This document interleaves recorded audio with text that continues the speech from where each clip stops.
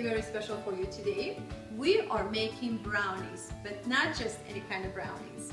The other day I was at Sherry Dixon's house and she was serving brownies, and these were the best I ever had.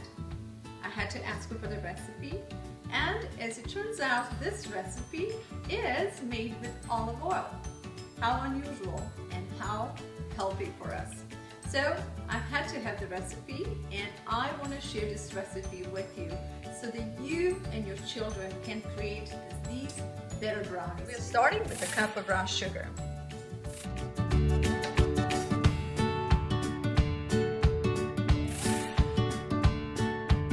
Mix cocoa and sugar together, and this will help to break down little cocoa balls and cocoa powder. We're also using 2 eggs. Now mix the eggs in.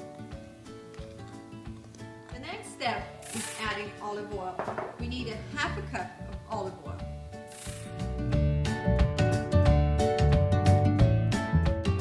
A tablespoon of hot water. Now we're going to add half a teaspoon of sea salt, a teaspoon of baking soda, a teaspoon of vanilla.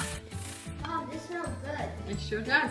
Now we're going to go ahead and add chocolate chip and flour. We need a cup of semi-sweet chocolate chips and a cup of flour. So you want to go with chocolate first?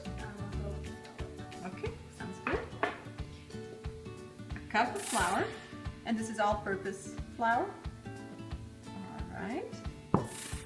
And a cup of semi-sweet chocolate. Steel couple.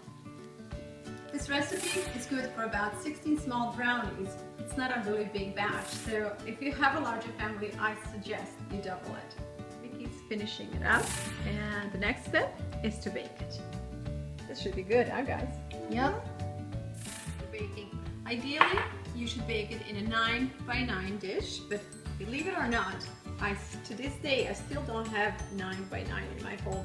I usually don't bake small batches, so I have found the next best dish, and I'm going to line it with a parchment paper, and then we're just going to transport this into a baking sheet, and we're going to let it bake. This is a really thick and rich batter, full of chocolate.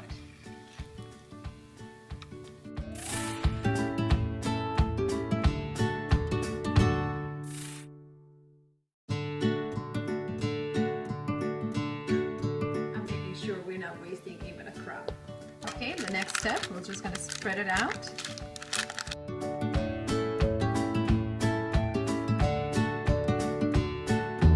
Never worked with such a thick batter, and I think that explains why these brownies were so good. Okay, we got it all in, and now we're going to bake them 325 for about 25 to 30 minutes. Okay. The brownies are baking, and when they are almost done, I'm gonna go back and sprinkle some more sea salt, just to kind of add a little bit more flavor to them, because this salt will offset the sweetness in the brownies, and that adds a little extra kick to this amazing recipe. It's time to clean up and to finish up the rest of the dinner. And tonight I'm hosting nobody else but my 2 children and myself, and I'm making their favorite dinner, along with this amazing dessert. Dinner, we're serving homemade mashed potatoes, meatballs in traditional red sauce, and fresh salad from our garden.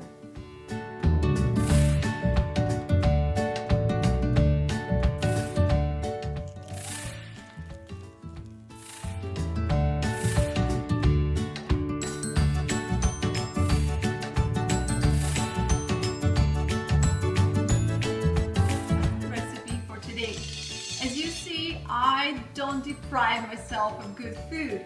What I do try is to encourage others to make homemade meals and to use wholesome and all-natural ingredients in their recipes. Please join our channel and send us your suggestions and your comments. We would greatly appreciate it.